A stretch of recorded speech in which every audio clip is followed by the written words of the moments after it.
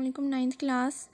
I will teach you about present indefinite tense, active and passive voice. In last lecture, we will study present indefinite tense, simple, and then we will study about passive and active voice. Present indefinite tense.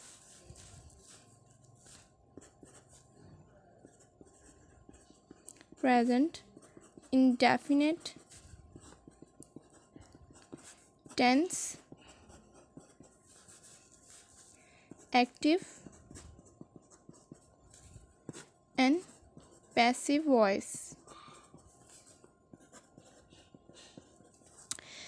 Rules हम इस study करेंगे, इसके rules. First of all इसके rules क्या हैं.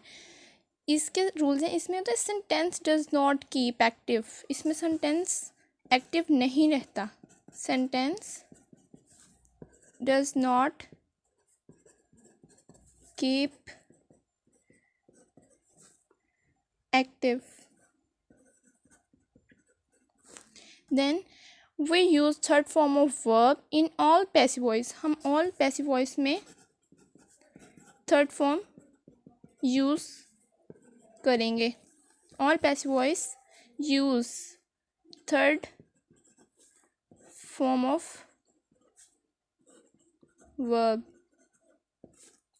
And then we use by in spot of subject. subject की spot पे हम by use करेंगे. use of by in spot of subject. and इसके हम सेंटेंस फॉर्मेशन देख लेते हैं. सेंटेंस फॉर्मेशन इसकी कुछ ऐसे है कि सिंपल अफर्मेटिव सेंटेंसेस में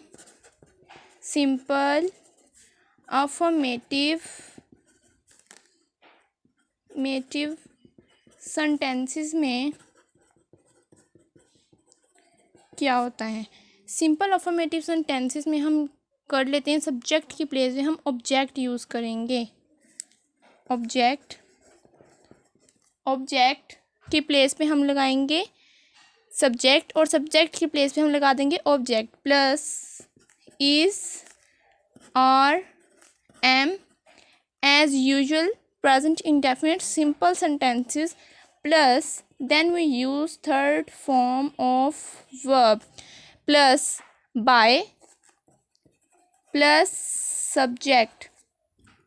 and then हमारे पास आ जाते हैं नेगेटिव सेंटेंसेस में हम कुछ ऐसा करेंगे कि ये तो हमें पता है कि नेगेटिव सेंटेंसेस में नहीं वाला जुमला यूज़ होता है. तो मीन्स के यहाँ पे भी ऑब्जेक्ट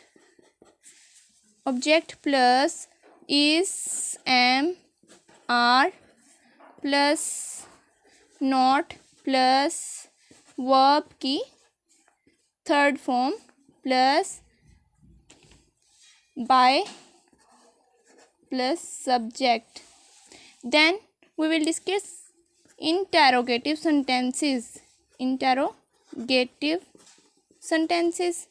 इसमें हम क्या यूज़ करेंगे. Object plus is am are plus verb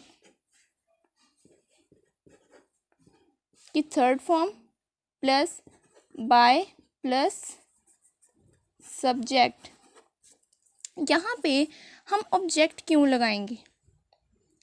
problem is this के यहाँ पे ऑब्जेक्ट नहीं आएगा. इसकी रिप्लेस पे इस एम आर यूज़ होगा. Means to say is am are plus object plus verb की third form plus by plus subject. Then we complete present indefinite passive voice sentences. And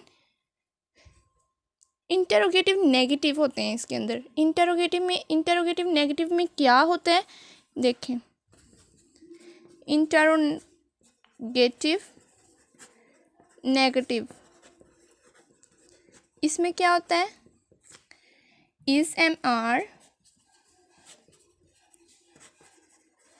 plus object plus not plus verb की third form plus by plus subject. Clear?